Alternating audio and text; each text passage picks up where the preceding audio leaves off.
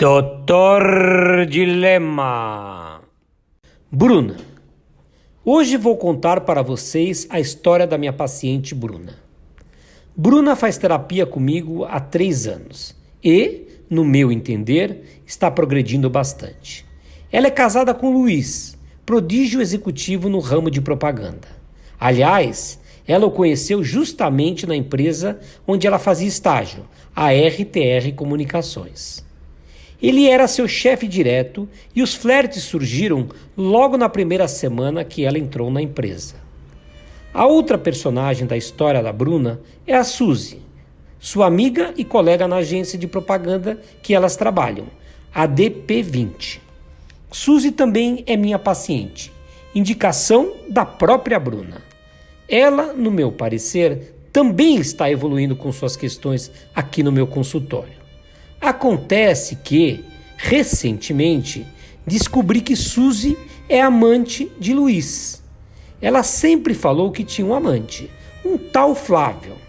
Entretanto, a sua última sessão, ela confessou que o Flávio é o Luiz, marido de sua amiga, a Bruna.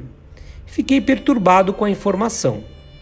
Perturbado porque não sabia como administrar a situação e por desconfiar que Suzy é uma paciente com personalidade perversa. Nessa consulta, a qual a Suzy contou do seu verdadeiro amante, deixei a informação passar desapercebida. Suzy notou meu desconforto, porque é, além de perversa, de uma inteligência bem acima da média. Ela me perguntou o que eu achava, e eu disse que as próximas sessões responderiam. Por sorte, ela contou bem no final da sua consulta. Munido desta nova informação, me preparei para a consulta da Bruna.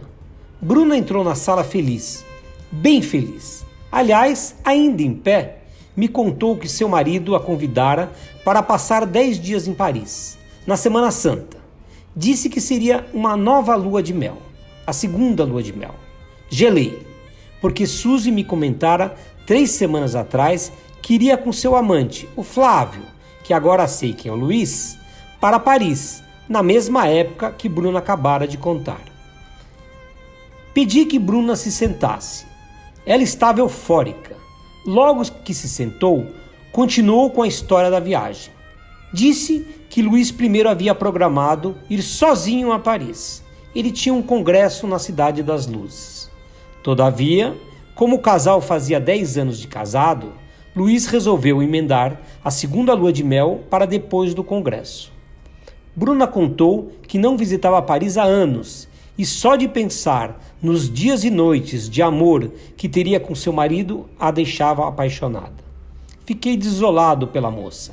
Eu sabia de toda a armação perversa que os amantes montaram e não podia fazer nada. Maldita ética profissional. Como no caso do Hernandes, pensei em mandar tudo à merda e contar para a Bruna que seu amor iria levar sua amante junto para Paris. E pior, que a amante do marido era sua colega de trabalho, melhor amiga, além de ser minha paciente. Tudo errado, tudo errado. Por um momento, imaginei os 2 amantes rindo da cara da coitada da Bruna, combinando seus encontros escondidos na segunda lua de mel da minha paciente. Coitada da Bruna, pensei de novo. Ela era vítima de gente ruim, gente perversa. Opa! Parei com esse pensamento num instante e voltei a pensar. Gelei. Meu corpo ficou todo arrepiado. Será que a filha da puta da Bruna sabia de tudo e estava me testando? Pior, será que os 3 estavam testando minha ética profissional? Não podia ser isso. Paranoia da minha cabeça. A Bruna é um doce de pessoa. Nesses 3 anos em que eu a clinicava, não pude ver maldade alguma nos seus pensamentos ou atos. Mesmo assim, fiquei com a pulga atrás da orelha e deixei minha paciente progredir com sua história. Bruna contou como seria a viagem, os restaurantes reservados antecipadamente, os concertos e me mostrou o anel que acabara de ganhar do Luiz. Não é que o desgraçado havia dado o mesmo anel para a Suzy? E se a Suzy usasse o anel no trabalho? Será que a Bruna desconfiaria de algo? Observei a roupa da Bruna. Ela estava mais sensual do habitual. Usava uma blusa transparente, azul bem clarinho, que deixava seu sutiã à vista. 3 semanas atrás, Suzy vestia a mesma blusa. Depois olhei para o sapato da moça. Era branco, brilhante, com uma estampa imitando couro de cobra na parte da frente e saltos altíssimos. Também 3 semanas atrás, Suzy usava o mesmo sapato. Minha paranoia voltou. De novo, achei que as duas, talvez os 3, estavam me testando. Deixei minha paranoia de lado e voltei minha atenção para o que Bruna estava falando. Ela continuava descrevendo os detalhes da viagem, as reservas dos concertos que o marido tinha feito, as passagens de primeira classe, o quarto do hotel luxuosíssimo e, de repente, ela parou de falar.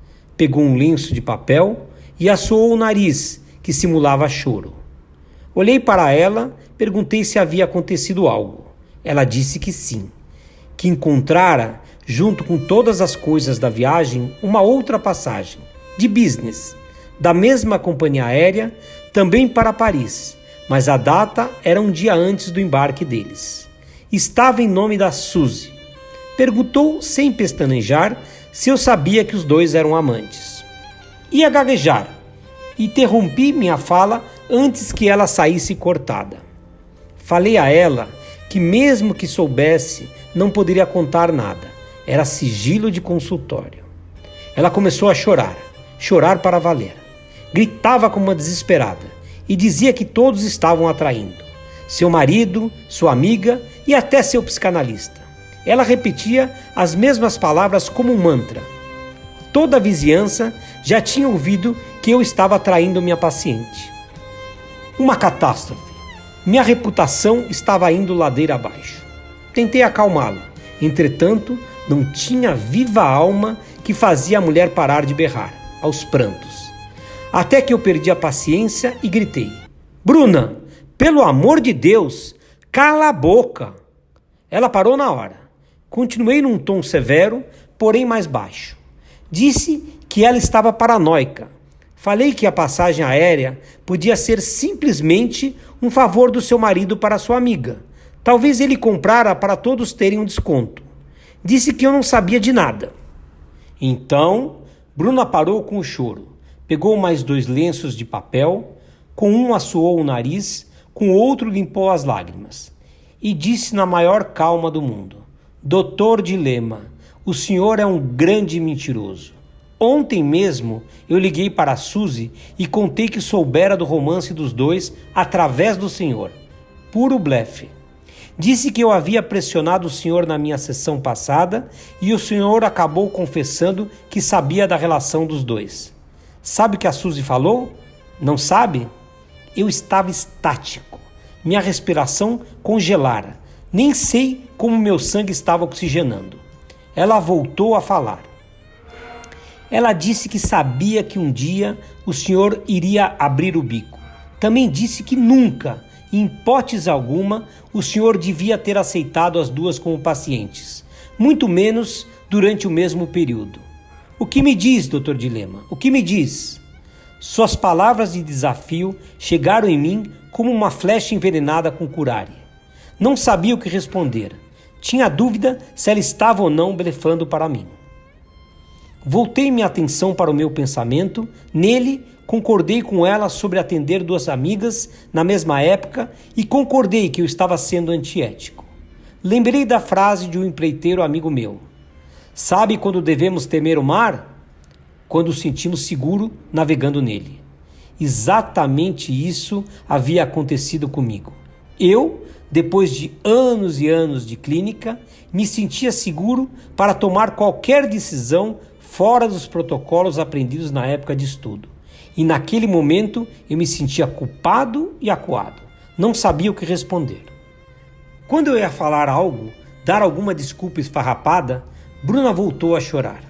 Desta vez com menos intensidade. E falou: Sou mesmo uma idiota, doutor. Desde menina sou uma idiota. Me lembro como se fosse hoje. Eu estava com 2 amigas na Praça Pan-Americana, todas nos seus 8 anos de idade.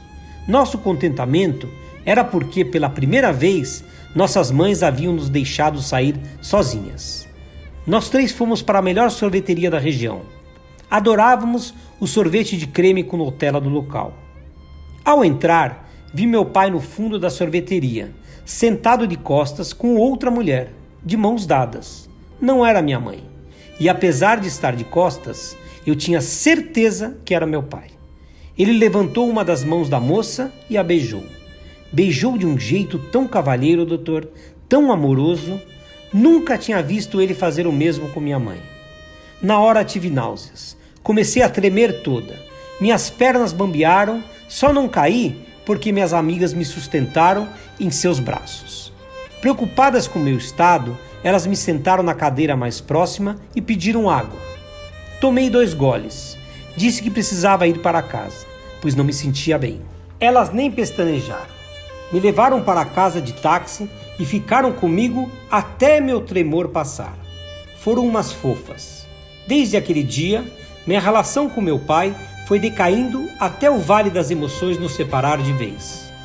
Passei todo o resto da minha infância grudada na minha mãe e afastada do meu pai. Ele, em nenhum momento, tentou se aproximar de mim. Sua amante era mais importante que a relação com a sua filha. Uma brisa de alívio passou por mim. Bruna estava mais concentrada na sua história que deixou sua autoestima bem abaixo da média, do que na minha ética médica. Bruna fungava a tristeza. Aquela recordação deixou minha paciente sem chão. Semanas depois, ela me contou que o choro durou 6 dias seguidos. Ela, do nada, corria para um banheiro ou qualquer lugar isolado para chorar. Chorava copiosamente. Segundo ela, era o choro da menina Bruna, a Bruna de 8 anos, a Bruna que perdera seu pai para um amante. O tempo da sessão havia acabado. Escorei Bruna até os últimos degraus e disse para ela esquecer a história da passagem aérea da amiga e aproveitar a viagem. Afinal, não é todo mundo que tem a oportunidade de ter uma segunda lua de mel. Voltei para o meu consultório satisfeito com o desfecho. O inconsciente da minha paciente havia me salvado. Naquela tarde, ainda procurei meu antigo psicanalista, um argentino judeu, e pedi orientação da sinuca que eu me encontrava. Ele sugeriu que eu desse um tempo com a Suzy, sem dar muitas explicações à paciente. Para ele, pelo que eu contara, Bruna merecia muito mais minha atenção.